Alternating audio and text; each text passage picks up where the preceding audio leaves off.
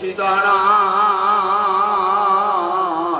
প্রেমানন্দে একবারে হরি হরি বলো। নিতাই গৌরী সীতানাথ প্রেমানন্দে একবারে হরি হরি বলো। নিতাই গৌরী সীতানাথ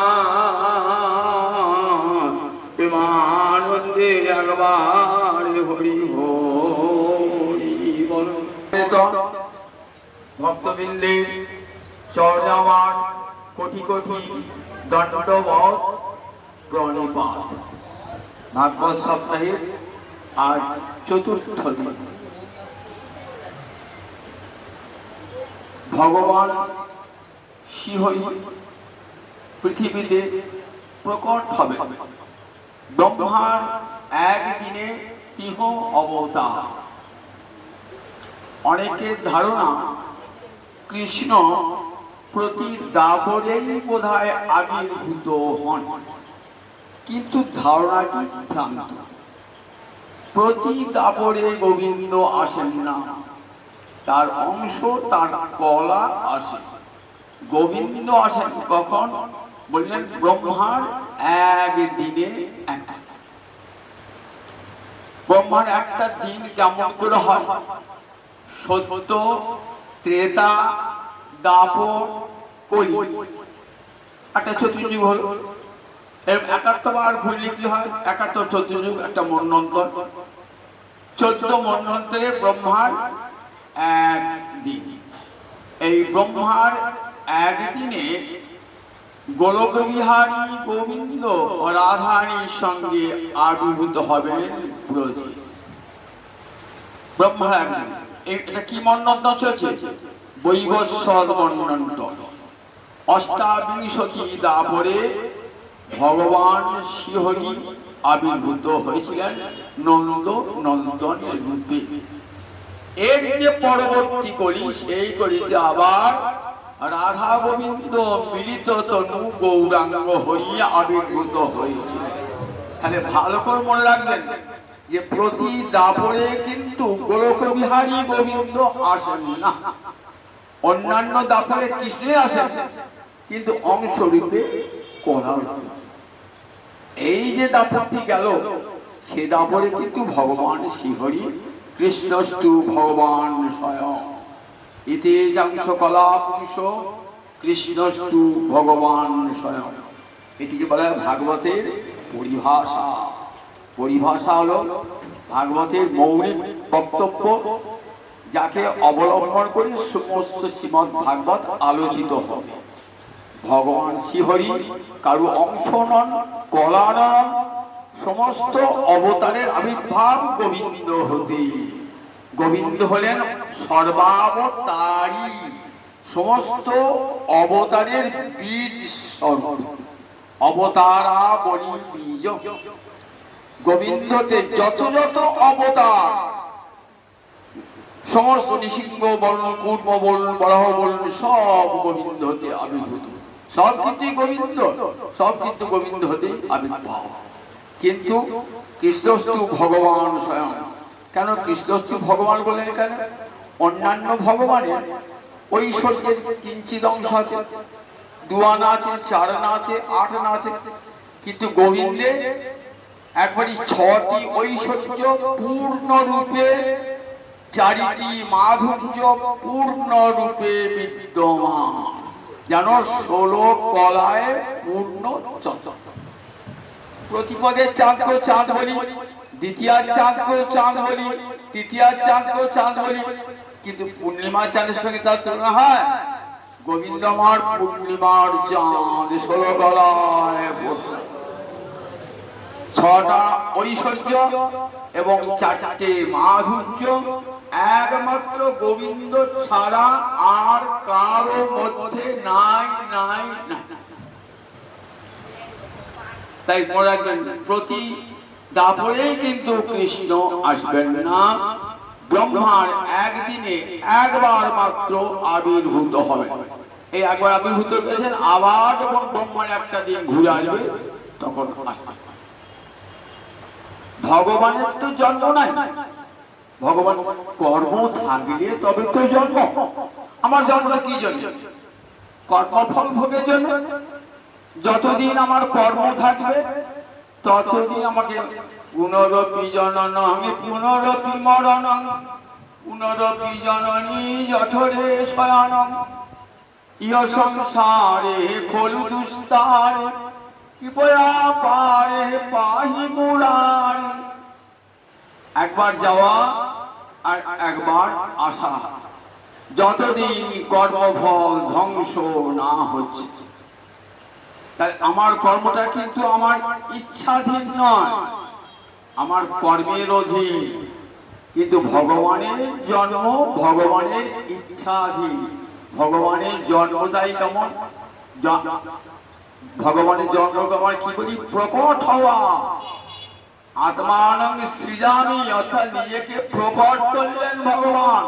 গীতার এই ভাষাগুলি বুঝতে হবে। ভগবানের জন্ম হয় না, ভগবানের আবির্ভাব হয়।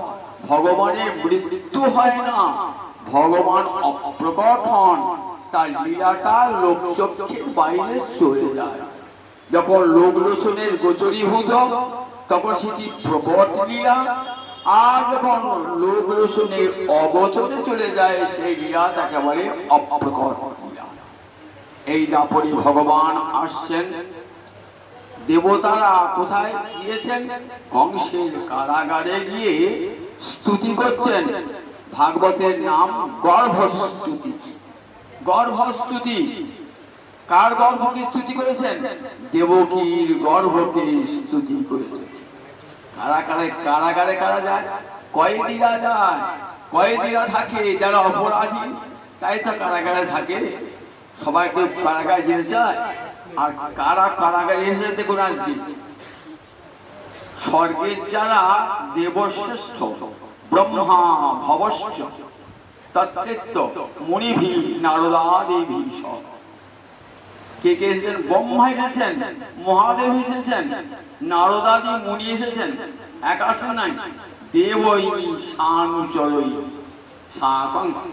দেবতাগণ তাদের সব অনুচরগণকে সঙ্গে নিয়ে আজ কংসের কারাগারে এসে কি করছেন? গীর্ভি ভীষণ পরিরয়ন। গীর্ভি মানে সুন্দর বাক্যের দ্বারা। কি মানে বাক্য? গয়দিকি কি মানে? গয়দিকি বিসর্গ কি মানে বাক্য। গীর্ভি মানে বাক্যের দ্বারা, সুন্দর স্তুতির দ্বারা। বৃষণম, যিনি ভক্তের কামনা পূর্ণ করেন, তাকে ওই স্তব বললেন। অপূর্ব স্তব করেছেন ভগবান। গীতায় আমরা লিখেছেন তো, ভগবান বলছেন দেখো, আমাকে শাস্ত্র জন্মগ্রহণ করতে নিষেধ করেছে। জ্ঞানীরা বলেছেন ভগবানের জন্ম হয় না। তারা তিনটে কারণ দেখিয়েছেন। অজপি সন্ন্যব্যাত্মা ভূতানাম ঈশ্বর কিষণ প্রকৃতি সাম অধিষ্ঠায় সম্ভবামি আত্মমায়া। আমি অজ, আমি অব্যয়াত্মা, আমি সমস্ত ভূতের ঈশ্বর। এই তিনটে কারণে আমার জন্ম নয়। অজ মানে ন জায়তে ইতি, যিনি জন্মগ্রহণ করেন না তাকে কি বলে? অজ। ভগবান বলছেন আমি অজ, আমি জন্মগ্রহণ করি না। অব্যয়াত্মা, আমি নির্বিকার। জগতে জন্মগ্রহণ করলে তার বিকার আছে। একটা শিশু গর্ভ থেকে জন্মালো, এইবার একটা বড় হবে, শরীরের বিকার হচ্ছে। তার বাল্য, পৌগণ্ড, কৈশোর, যৌবন, প্রৌঢ়ত্ব, বার্ধক্য, মৃত্যু, এতগুলো বিকার, 6টা ভাব বিকার তার রয়েছে। তার এখানে জন্মালে কিন্তু শুধু মানুষ নয়, যে কোনো প্রাণীর বিকার হবে। ভগবানের তো কোনো বিকার নাই, তাহলে ভগবান জন্মাবে কেন?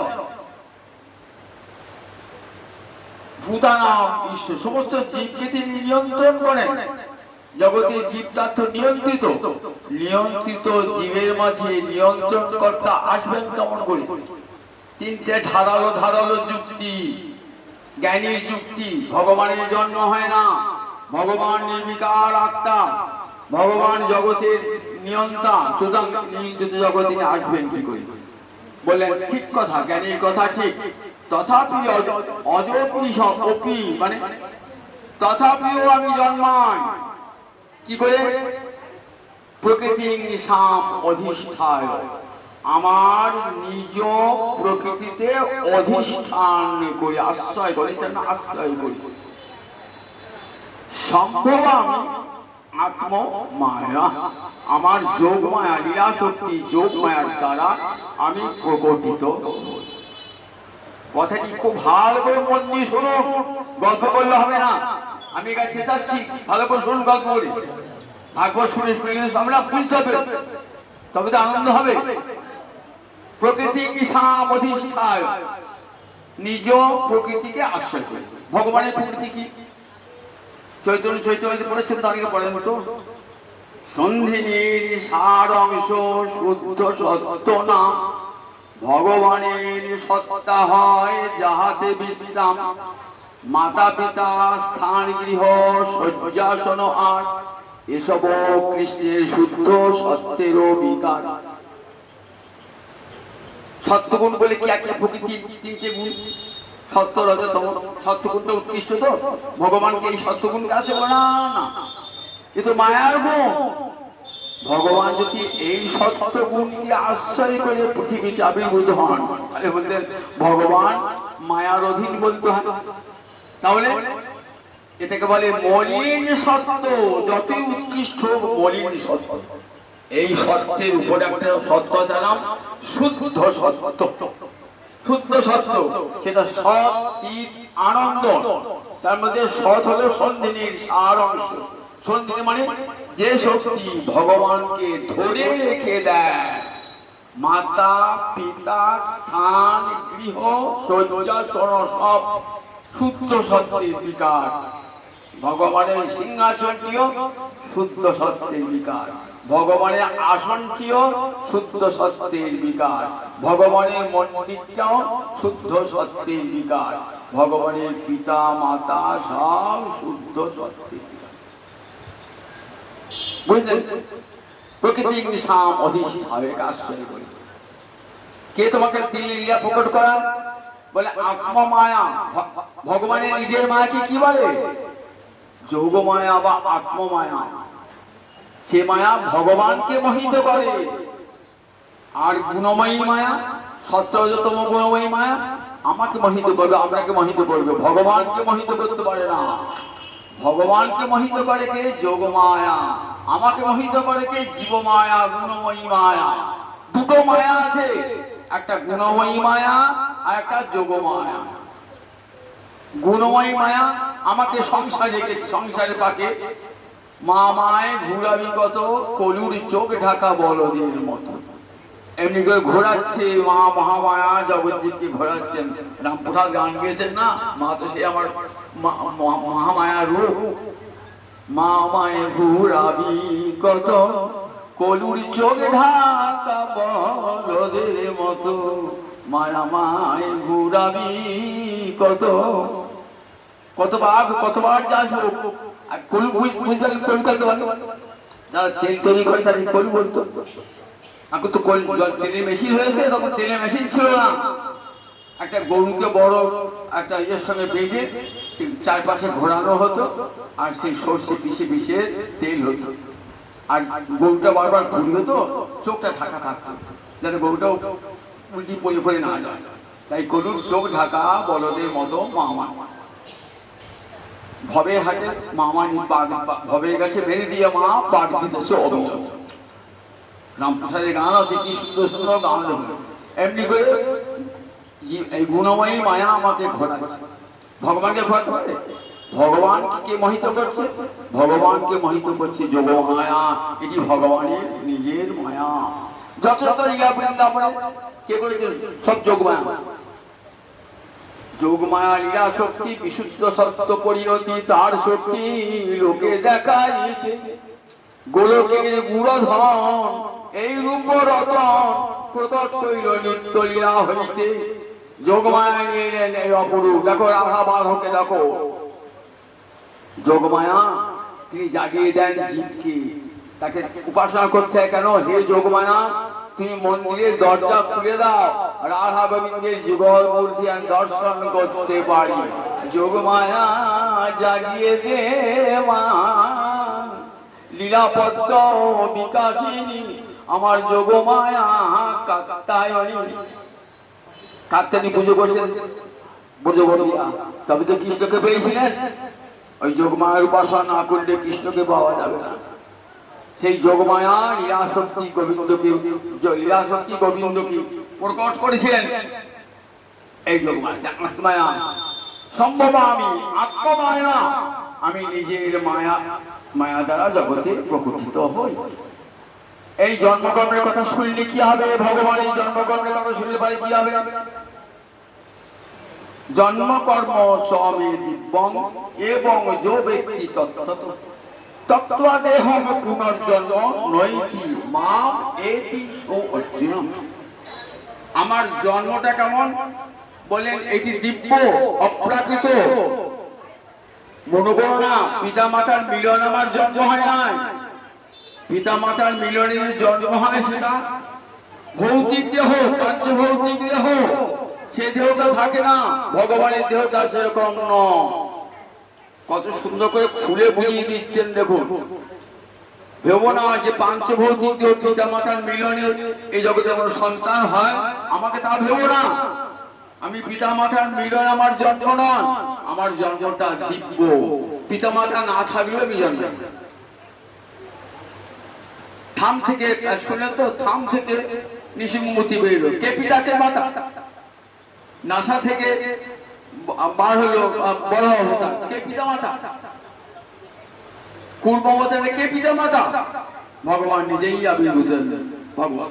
কাজে ভগবানের পিতা মাতা জানবেন, তারা ভক্ত, তাদের অভিমান। কৃষ্ণ আমাদের পুত্র, নন্দ যশোদা বসুদেব দেবকী এদের দশরথ কৌশল্যা এদের চিরকালের অভিমান।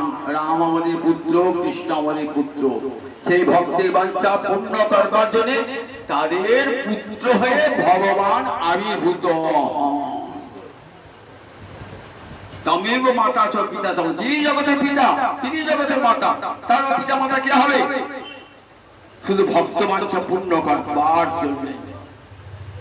তাই এসে স্তব করছেন, হে গোবিন্দ। ব্রহ্মা কারা এসেছেন? ব্রহ্মা এসেছেন, মহাদেব এসেছেন, নারদ এসেছেন, আরো কত কত দেবতা এসে ভগবানকে স্তব করছে। হে গোবিন্দ, তৎকৃতেন মহৎপতেন, বললেন দেখো তোমার তৎপাদপতেন মহৎপতেন, তোমার চরণতরীকে সম্বল করে জগতের জীব সংসার সাগর অনায়াসে পার হয়ে যায়।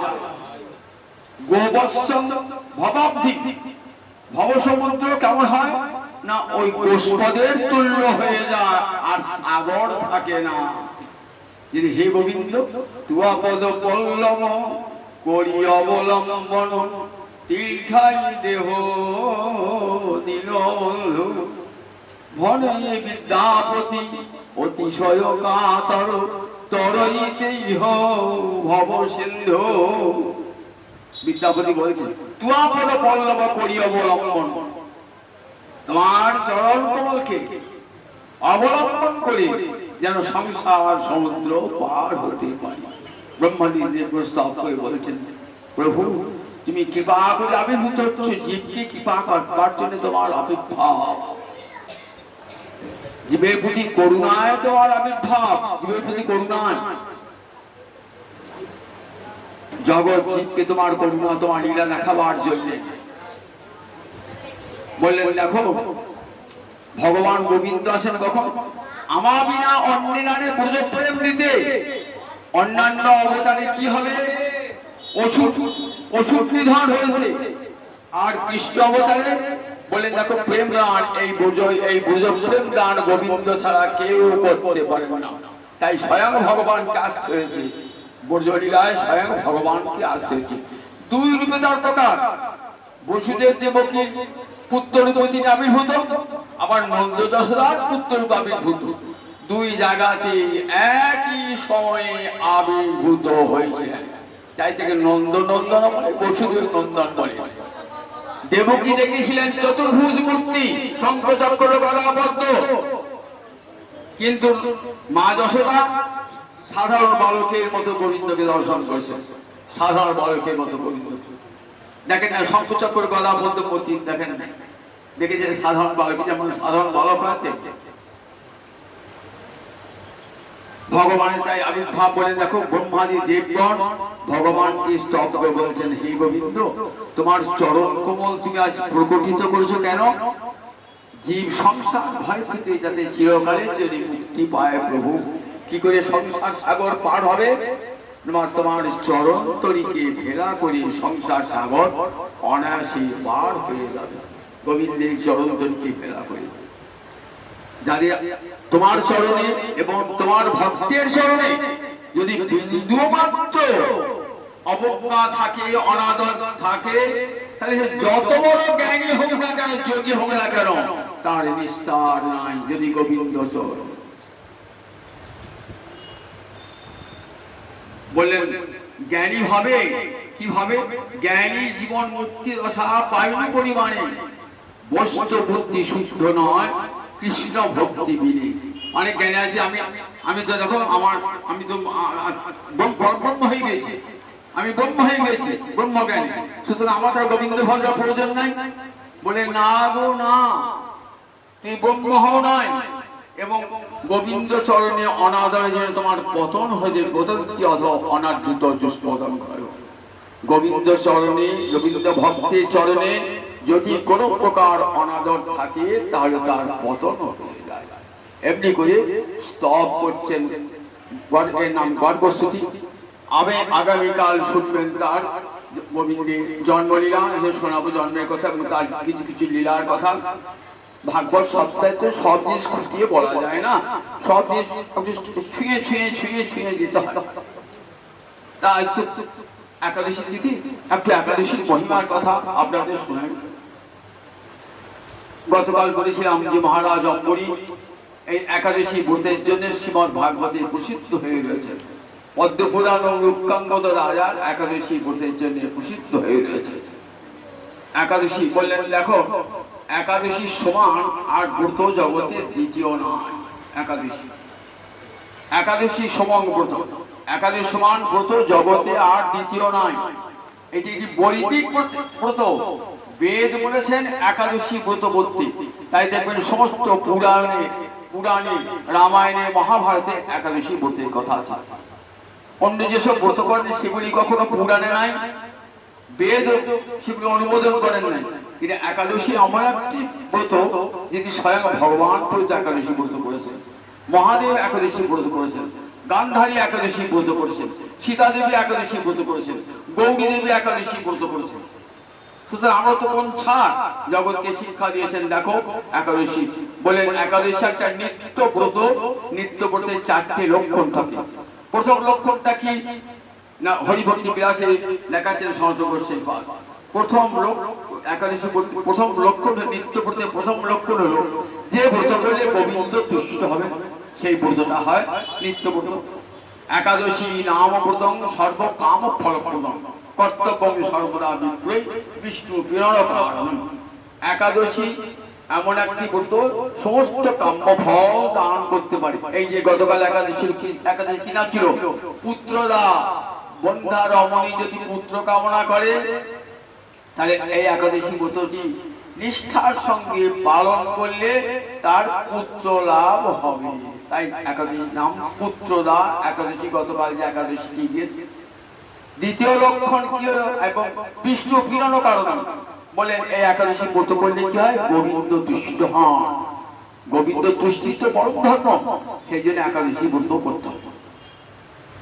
দ্বিতীয়টি কি বলেন? শাস্ত্রে বিধি রূপে থাকতে হবে এবং নিষেধ রূপে থাকতে হবে। একাদশী উপবাসে ন কদাচিৎ অতিক্রমে। একাদশী উপবাস করবে, এটা বিধি। ন কদাচিৎ অতিক্রমে, কখনো একাদশী লঙ্ঘন করবে না। একাদশী করবে বলেন, ব্রাহ্মণ, ক্ষত্রিয়, বৈশ্য, শূদ্র, নর, নারী, বিধবা, সধবা, অধবা, অবিবাহিতা, হাঁড়ি, চণ্ডাল থেকে আরম্ভ করে এক উচ্চকোটির ব্রাহ্মণ, ব্রহ্মচারী, গৃহস্থী, বানপ্রস্থী, সন্ন্যাসী, প্রত্যেকেই একাদশী ব্রত পালন করবেন, প্রত্যেকে একাদশী। আমাদের দেশে একটা আমাদের বেশি এই বিশেষ করে পশ্চিমবঙ্গ, এখানে স্মৃতির মহত্ব প্রচলিত। একেবারে সদবাদের একাদশী করতে নেই, সদবাদ একাদশী করো না, সদবাদ একাদশী করে স্বামী মরে যাবে। আচ্ছা, একাদশী বৈদিক ব্রত, যে ব্রত করলে গোবিন্দ তুষ্ট হয়, বলুন দেখি কি সেই তো যুক্তি? একাদশী ব্রত করলে আমার সংসার অমঙ্গল হবে, স্বামী মরে যাবে।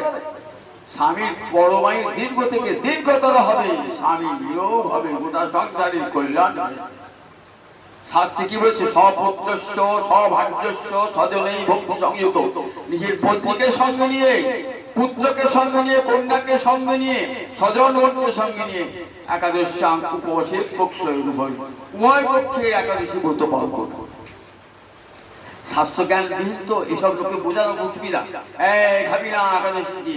গ্রামাঞ্চলে প্রকট ভাবে সদবাব ব্যাপার একাদশী। বেশি করে মাছ খাবে ওই দিন। মাছ যদি বাজারে না পাই না, পুঁটি মাছ নিয়ে আসবে একটা। আবার যে তাও না পাই, ওই আঁশ নিয়ে আসবি। তাও যদি না পাস, ওই মাছ বানানো ওই মোটির শুনবি। দেখুন দেখে আসবো কেমন, দেখুন কেমন শিক্ষাটা কেমন দেখুন। ওই বেশি করে খাবি, মাছ খাবি। তাহলে দেখুন একাদশী কত কত বিরোধী কথা, যে কথাগুলো শাস্ত্র বিগর্হিত, সেই এখন অনেক আছে। এই কাটো আমরা দেখছি সবাই একাদশী করে, কাটো বাড়ি যান কোথাও একাদশী না। ও বাবা, শতবার আবার একাদশী করেছে, এটা কত ঠাট্টা ঠুটকি পরিহাস করত। কিন্তু শাস্ত্রের বিধান তো একাদশী ব্রত। স্বয়ং গৌরহরি তার মার জননী সদব অবস্থায় মা থেকে একাদশীতে অন্ন গ্রহণ করবে না, একাদশী উপবাস করবে, পঞ্চশস্য গ্রহণ করবে না। গম, আটা, জব, অন্ন, সরিষা, কলাই এগুলি গ্রহণ করবেন না। পঞ্চশস্য গ্রহণ করবেন না একাদশীতে। কথা অতিক্রম, কখনো অতিক্রম করবে না। তাহলে কালকে অতিক্রম হয়ে গেল বলে না, শাস্ত্রে বলেছে, বলে যদি মহাদ্বাদশী প্রাপ্ত হওয়া যায়, মহাদ্বাদশ্যাং সংপ্রাপ্তে একাদশী পরিত্যজ্য দ্বাদশ্যাং উপবাসে। যদি মহাদ্বাদশী প্রাপ্ত হয়ে যায়, একাদশী পরিত্যাগ করে মহাদ্বাদশী ব্রত করবে। 8টা মহাদ্বাদশী আছে, 4টে তিথি যোগে, 4টে নক্ষত্র যোগে। উন্মিলনী, মঞ্জুলি, পক্ষবর্তী, তৃষ্পিষা, এই 4টে তিথি যোগে। আর জয়া, বিজয়া, জয়ন্তী, পাবনাশ্রী, এই 4টে হলো নক্ষত্র যোগে। এই যে আজকে যে একাদশীটা বঞ্জুলি মানে দ্বাদশীর বৃদ্ধি, দ্বাদশীর বৃদ্ধি, প্রতিটি তিথির মান 60 দণ্ড। যদি 60 দণ্ডের অধিক হয়ে যায় তাহলে বৃদ্ধি হয়ে গেল। দ্বাদশীটা বেড়ে, এবং কালকেও এক দ্বাদশীটা রয়েছে, আগে দুটো দ্বাদশী পড়েছে, তাহলে দ্বাদশী বৃদ্ধি প্রাপ্ত হচ্ছে। দ্বাদশী বৃদ্ধি হলে কি হয়? মঞ্জুরি মহাদ্বাদশী। একাদশী বৃদ্ধি প্রাপ্ত হলে কি হয়? উন্মিলনী মহাদ্বাদশী। 3টে তিথি যোগ হলে কি হয়? একাদশী, দ্বাদশী, তৃষ্পিষা। 3টে তিথি, একাদশী, দ্বাদশী, ত্রয়োদশী, 3টে তিথি যোগ হলে তৃষ্পিষা। আর পক্ষবর্তিনী বলছি, এরপরে যদি কোনো অমাবস্যা বা পূর্ণিমা যদি বৃদ্ধি প্রাপ্ত হয়, তাহলে পক্ষবর্তিনী একাদশী। তার আগের একাদশীটা হবে পক্ষবর্তিনী একাদশী। তাই পক্ষবর্তিনী এক প্রতিটি তিথির মান 60, কিন্তু একাদশীর মান 64। সূর্যোদয়ের পূর্বে 1 ঘন্টা 36 মিনিট, 4 দণ্ড মানে 4 24 96, 24 মিনিট একটি দণ্ড। 1 ঘন্টা 36 মিনিট পূর্বে সূর্যোদয়, অরুণোদয়।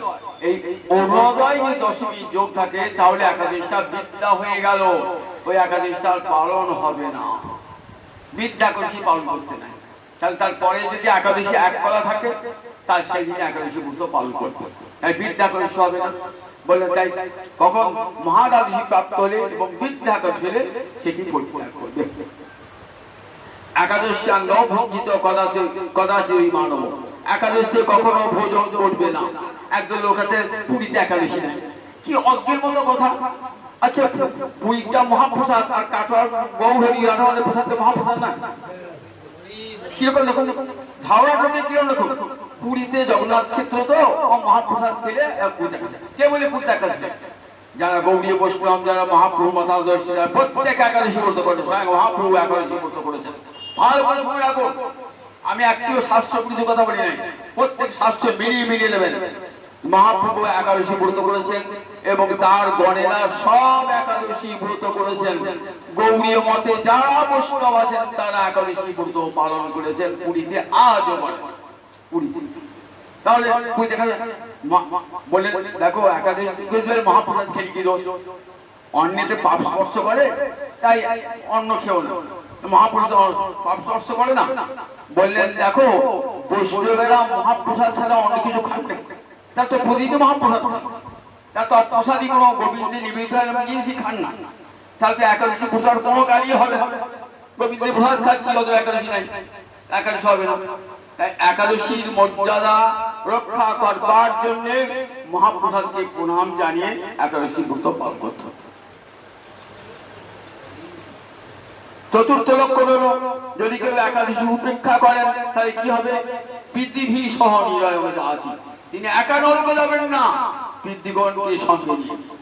একাদশীর শ্রাদ্ধ হবে না, যদি পিতৃপুরুষকে পিণ্ডদান করা হয় দাতা ভোক্তা উভয়ে নরকে চলে যায়। তাই কোনদিনই একাদশী শ্রাদ্ধ পরের দিন হবে, দ্বাদশী শ্রাদ্ধ হবে, একাদশীর শ্রাদ্ধ হবে না। শাস্ত্রের বিধান পিতৃমাতৃ শ্রাদ্ধ সেটা নৈমিত্তিক, আর একাদশী নিত্য। নিত্যের সঙ্গে নৈমিত্তিকে যদি বিরোধ বাঁধে তাহলে কোনটা করবো? নিত্য। শ্রুতি স্মৃতি বিরোধে তো শ্রুতির এব বলিয়েছি। শ্রুতি বাক্যের সঙ্গে যদি স্মৃতি বাক্যের মিল না থাকে তাহলে কি হয়? তাহলে শ্রুতি বাক্যটাই বেদ বাক্যটাই মানতে হবে। এই চারটে হলো নিত্য ব্রতের লক্ষণ। একাদশী সেই নিত্য ব্রত একাদশী। গতকাল ছিলেন পবিত্র একাদশী বা পুত্র একাদশী। আমরা যেহেতু আজকে মহাদ্বাদশী প্রাপ্ত হয়েছে সেই জন্য আমরা একাদশী পরিত্যাগ করে আজ মহাদ্বাদশী ব্রত পালন করছি। এইবার একাদশী মহিমা, একাদশী ব্রতে আমার একটি একাদশী কি করতে হয়? সারাদিন হরিনাম সংকীর্তন করে রাত্রি জাগরণ করে একাদশী নাম হরিবাসর, গোবিন্দের সঙ্গে ভক্তের মিলনের তিথি হলো হরিবাসর। বাসর মানে দিন, অর্থাৎ শ্রীহরির বাসর, অর্থাৎ শ্রীহরির সঙ্গে ভক্তের মিলনের দিন। কত বড় সুন্দর দিন বলুন দেখি। আজ গোবিন্দ আমার কাছে রয়েছেন সব সময়। উপমানে নিকটে, বাস মানে বসবাস করা। আজ গোবিন্দের কাছে থাকবো, কেমন সমস্ত পাপ নির্মুক্ত হয়ে অন্তর বিশুদ্ধ করে আজ আমরা গোবিন্দের কাছে রয়েছি। তাই এটি নাম হরিবাসর তিথি, মাধব তিথি। কত কথা একাদশী বলবার আছে, সব তো বলা যাবে না। রাধা মাধবের সেবা হচ্ছে, আরতি হবে, সবাই বিরক্ত হবে না। তো আমি সংক্ষেপে একাদশী ব্রতের কথা একটি কীর্তন করি। একাদশী একটি কীর্তন শুনতে হয়, তো একাদশী হরিবাসর কীর্তন সবাইকে শুনতে হয়। একটু সংক্ষেপে করি। শিব